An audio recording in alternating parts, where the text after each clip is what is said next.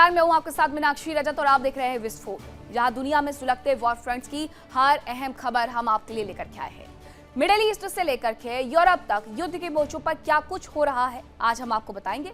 लेकिन सबसे पहले बात करते हैं उन बड़ी खबरों की जिन पर आज हमारी खास तौर पर नजर रहेगी।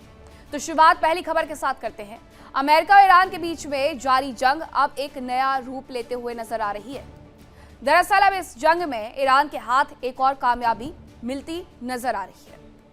माना यह जा रहा है कि ईरान हमेशा से ही जंग को लंबा खींचना चाह रहा था और अब उसे कामयाबी मिलती दिख रही है। अमेरिका और ईरान के बीच में रुक रुक कर हमले जारी हैं। समझौता तो हुआ, लेकिन उसके कोई मायने नहीं रह गए हैं। इन सब के बीच में अब ईरान इस युद्ध का विस्तार भी कर रहा है। आज हम आपको ईरान को मिली सफलता के बारे में विस्तार से बताएंगे। दूसरी खबर के बारे में मैं आपको बताती हूँ। ईरान की ताकत हमेशा से ही उसकी मिसाइलें रही। ड्रोन और उसका प्रॉक्सी नेटवर्क भी उसकी ताकत में शामिल है। और युद्ध के पहले से ही यह माना जा रहा था कि ईरान के प्रॉक्सी अमेरिका और उसके सहयोगी देशों के लिए सिरदर्द जरूर से बनेंगे। और अब ईरान ने अपने प्रॉक्सी नेटवर्क को एक्टिव कर दिया है। यह आशंका सही है कि ईरान के प्रॉक्सी नेटवर्क एक के बाद एक करके कहीं पर भी कार्रवाई कर सकते हैं और अमेरिका और उसके सहयोगियों की मुश्किलें भी बढ़ा सकते हैं। आज आपको ईरान और उसके प्रॉक्सी संगठन के बारे में विस्तार से इंफॉर्मेशन देंगे। वहीं तीसरी खबर यूरोप से है। यूक्रेन और रूस के बीच जंग की बात भी होनी चाहिए। यूक्रेन को एक नया वरदान जो मिल रहा है, जो यकीनन रूस में तबाही की नई इबारत लिखने वाला है। लेकिन इन सब के बीच में यूक्रेन की सेना लगातार रूस में तबाही मचा ही रही है, जिसके बाद अब यह माना जा रहा है कि राष्ट्रपति पुतिन का गुस्सा यूक्रेन के साथ साथ यूरोपीय देशों पर भी फूट सकता है। और इसकी झलक फिलहाल यूक्रेन पर बरसते बारूद से दिख भी रही है। आज हम आपको रूस और यूक्रेन युद्ध के बारे में विस्तार से बताएंगे। तो आइए करते हैं शुरुआत और आपको बताती हूँ विस्फोट की पहली खबर। अमेरिका और इजराइल ने ईरान पर हमले किए। ईरान ने भी पलटवार किया। अमेरिका और सहयोगी देशों के हालात बेहद खराब हो गए हैं। तो ट्रंप ने एक तरफा सीज फायर का ऐलान कर दिया और समझौते के प्रयास शुरू भी हो गए थे। डील भी हुई, लेकिन जंग की आग उसे भी लील गई और आज दोनों देशों के बीच रुक रुक कर हमले भी चल रहे हैं। जंग का दायरा और ज्यादा बढ़ते जा रहा है, जिसमें एक तरफ अपने प्रॉक्सी संगठन के साथ ईरान खड़ा हुआ है, तो दूसरी तरफ अपने सहयोगी देशों के साथ अमेरिका खड़ा है। इन सब के बीच में आशंका ये है कि ये जंग एक बार फिर से दुनिया को वियतनाम या इराक युद्ध की याद दिला सकती है। कैसे, आइए आपको बताते हैं।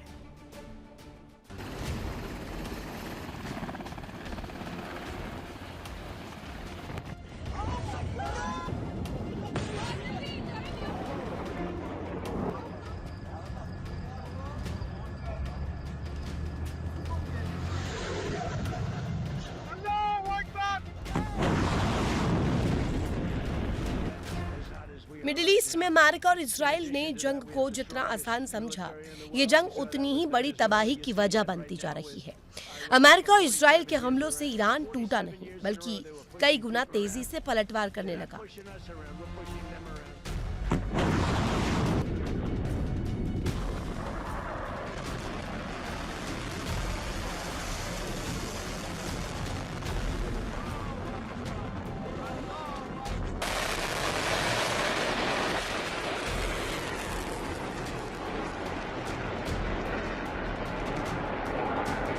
ईरान के हमलों से अमेरिकी सेना को नुकसान हुआ।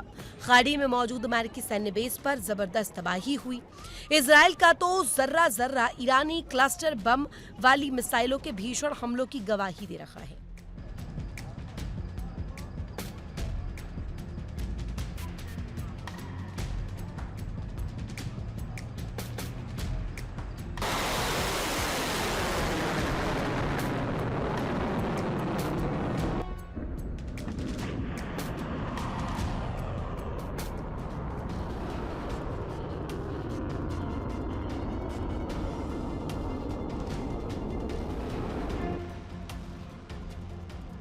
करीब 40 दिन तक जबरदस्त तबाही के बाद अमेरिका ने युद्ध विराम का ऐलान किया और फिर शुरू हुई जंग खत्म कराने की कवायद। मध्यस्थ देशों ने समझौता कराने का भरपूर प्रयास किया।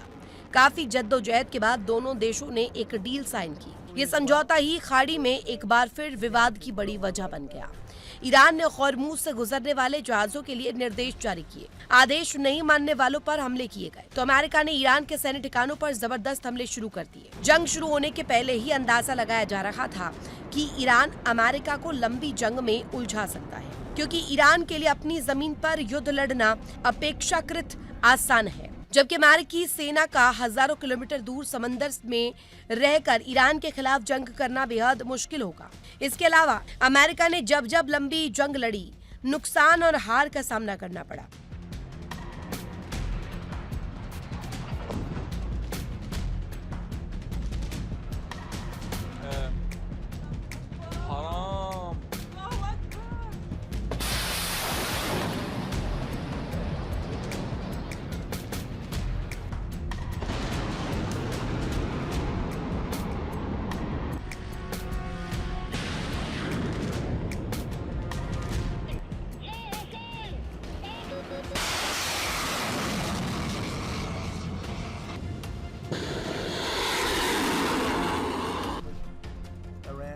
यूएस और ईरान के बीच लड़ाई में अमेरिका के हथियार खर्च हुए, साथ ही अरब दुनिया में यूएस के इंफ्रास्ट्रक्चर को नुकसान हुआ, लेकिन इस लड़ाई की आग अमेरिकी जमीन तक नहीं पहुंची। भले ही यूएस कुछ सालों में इन नुकसानों से उभर पाए, लेकिन ईरान ने अरब में जो आग लगाई वो आने वाले कई सालों तक सुलगती रहेगी। ईरान और उसके प्रॉक्सी संगठन लगातार अमेरिका और उसके सहयोगी देशों पर हमले कर रहे हैं, जो अमेरिका को अरब इलाके से बाहर निकालने और अरब देशों को झुकाने पर मजबूर करने की मिशन को आगे बढ़ा रहा है। माना जा रहा है कि ईरान ने लड़ाई को अनिश्चित काल तक खींचने का फैसला कर लिया। एक तरफ यमन के हूती आतंकियों ने हमले शुरू किए, वहीं दूसरी तरफ इराकी विद्रोही अरब इलाके को आग का गोला बनाने की तैयारी कर रहे हैं। हूती आतंकी सऊदी अरब के इलाकों पर जबरदस्त हमले कर रहे हैं।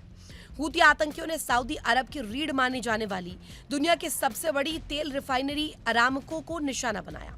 उनके ड्रोन हमलों ने रिफाइनरी में आग लगा दी, जिससे आसमान में काले धुएं का गुबार उठने लगा।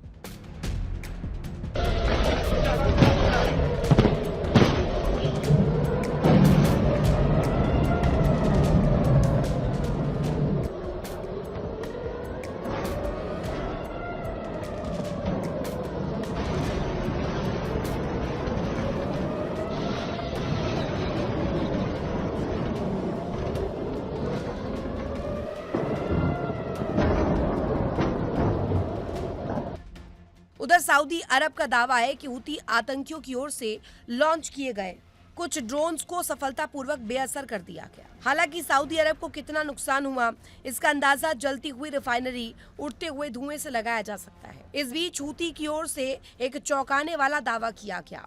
उन्होंने अलजौफ प्रांत के ऊपर उड़ रहे एक सऊदी ड्रोन को मार गिराया। हूती आतंकियों के हमले के बाद से बब अल मंडब स्ट्रेट से गुजरने वाले जहाजों की संख्या बेहद कम हो गई। बताया जा रहा है कि बीते रविवार को इस स्ट्रेट से सिर्फ 11 कार्गो जहाज ही गुजरे। देखिए इंडिया डेली 24/7 अब आपकी स्मार्ट टीवी पर। इंडिया डेली मौजूद है सभी डिजिटल प्लेटफॉर्म पर लाइव और लगातार। इंडिया डेली 24/7 हर दिन राष्ट्र को समर्पित।